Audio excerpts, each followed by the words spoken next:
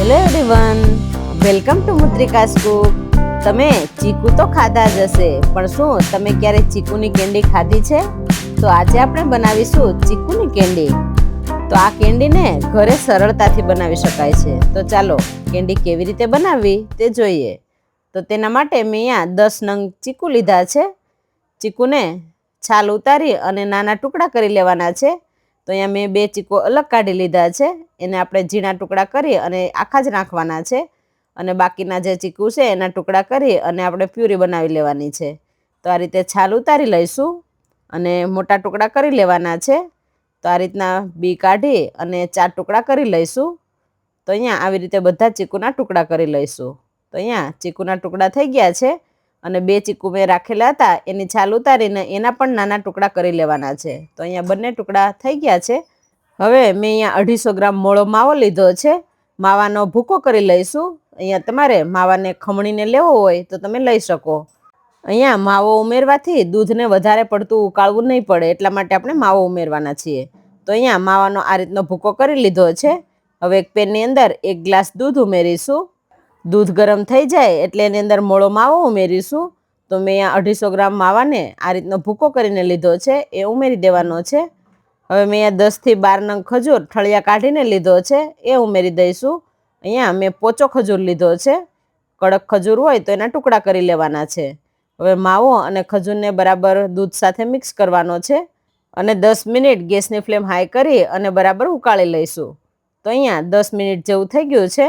હવે ગેસની ફ્લેમ બંધ કરી દઈશું અને ઠંડુ પડવા દેવાનું છે.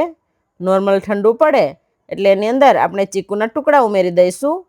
અહીંયા દૂધ ઠંડુ પડે પછી આપણે ચીકુના ટુકડા ઉમેરવાના છે, એટલે ચીકુનો સ્વાદ છે એવો ને એવો જ આવે. હવે એની અંદર 2 ચમચી સાકરનો ભૂકો ઉમેરી દઈશું. હવે બ્લેન્ડર ફેરવી લઈશું. અહીંયા સાકરનો ભૂકો તમારે ન ઉમેરવો હોય તો તમે એમનેમ પણ ચીકુની કેન્ડી બનાવી શકો. ખજૂર અને ચીકુ ઉમેરવાથી આ પેસ્ટ છે એ ગળી જ લાગશે, પણ જો મોળી લાગે તો તમે સાકરનો પાવડર ઉમેરી શકો. હવે કેન્ડી બનાવવા માટે આપણું મિશ્રણ બનીને તૈયાર થઈ ગયું છે. હવે ગાર્નિશ માટે આપણે 2 ચીકુને આ રીતે ઝીણા કાપીને રાખેલા હતા એ ઉમેરી દઈશું, એટલે કેન્ડી ખાતી વખતે એનો ટેસ્ટ છે એ વધારે સારો આવે. કેન્ડી સ્ટેન્ડમાં ભરવા માટેનું મિક્સર બનીને તૈયાર થઈ ગયું છે. હવે કેન્ડી સ્ટેન્ડની અંદર પિસ્તાથી ગાર્નિશ કરીશું અને ઉપર આપણે જે મિશ્રણ બનાવેલું છે એ ઉમેરતા જઈશું. તો અહીંયા તમારી પાસે જો કેન્ડી સ્ટેન્ડ ન હોય તો તમે ચાના કપમાં પણ ભરી અને કેન્ડી બનાવી શકો. તો આ રીતે કેન્ડી સ્ટેન્ડમાં ભરી લઈશું. ઉપરથી તૂટી ફૂટીથી ગાર્નિશ કરી લઈશું. હવે આપણે કેન્ડી સ્ટેન્ડને ઢાંકી દઈશું અને ઉપરથી આપણે સ્ટીક લગાવવાની છે. તો આ રીતે ઢાંકી અને સ્ટીક લગાવી દઈશું. તમારે અહીંયા કેન્ડી સ્ટેન્ડમાં ન ભરવું હોય તો તમે ડબ્બામાં ભરીને પણ મૂકી શકો. અહીંયા આ રીતે ઢાંકી દીધું છે. હવે સ્ટીક લગાવી દઈશું. હવે કેન્ડી સ્ટેન્ડને ફ્રીઝરની અંદર 7 થી 8 કલાક માટે રાખી દઈશું અને જામવા દઈશું કેન્ડીને. હવે જો તમારી પાસે કેન્ડી સ્ટેન્ડ ન હોય તો આ રીતના મેં અહીંયા કપ લીધા છે. તો આવા પેપર કપ લઈ અને આની અંદર પણ તમે કેન્ડી બનાવી શકો.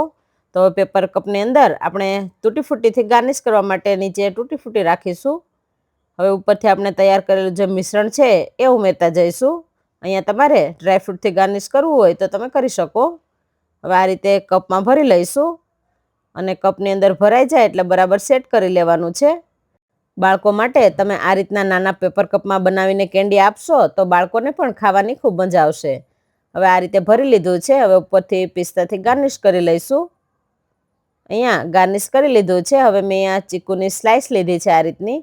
તો કપની ઉપર રાખી દઈશું. આ રીતે સ્લાઇસની જગ્યાએ તમે નાના ટુકડા પણ ઉપર ઉમેરી શકો. હવે વચ્ચે આપણે કેન્ડી સ્ટિક આ રીતે રાખી દઈશું. તો આવી રીતે બધા કપની અંદર આ રીતની સ્લાઇસ મૂકી અને કેન્ડી સ્ટિક રાખી દેવાની છે. આ રીતે થોડું થોડું પ્રેસ કરી લઈએ એટલે બરાબર કેન્ડી સ્ટિક છે એ અંદર રહી જાય. અહીંયા સ્ટિકને તમારે ઉપરથી થોડી ભાંગીને ઉમેરવી હોય તો આ રીતે પણ ઉમેરી શકો, એટલે કાઢતી વખતે સ્ટિક નીકળી ન જાય.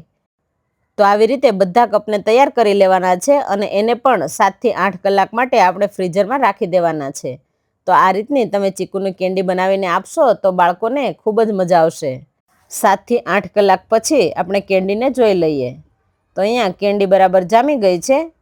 કેન્ડી સ્ટેન્ડને ફ્રીઝરમાંથી કાઢ્યા પછી 2 થી 3 મિનિટ રહેવા દેવાનું છે, એટલે કેન્ડી છે એ આસાનીથી નીકળી જાય. અને જો પાણીમાં વધારે પડતી રાખીશું તો વધારે પીગળી જશે. તો એકદમ સરસ આપણી આ રીતની કેન્ડી જામી ગઈ છે. હવે આપણે પેપર કપમાં ભરેલી હતી એ પણ જોઈ લઈએ. તો આ રીતે હાથની મદદથી થોડું ફેરવી લઈશું એટલે આસાનીથી કેન્ડી નીકળી જાય. તો આ રીતે આપણે કેન્ડીને કાઢી લેવાની છે. તો અહીંયા પેપર કપમાં બનાવેલી કેન્ડી પણ એકદમ સરસ બની ગઈ છે આ રીતની. તો ખાવાની મજા પડે એવી ચીકુની કેન્ડી બનીને તૈયાર થઈ ગઈ છે.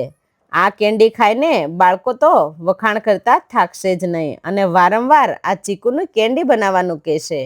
તો તમે પણ આ ચીકુની કેન્ડીની રેસીપી જરૂરથી ટ્રાય કરજો.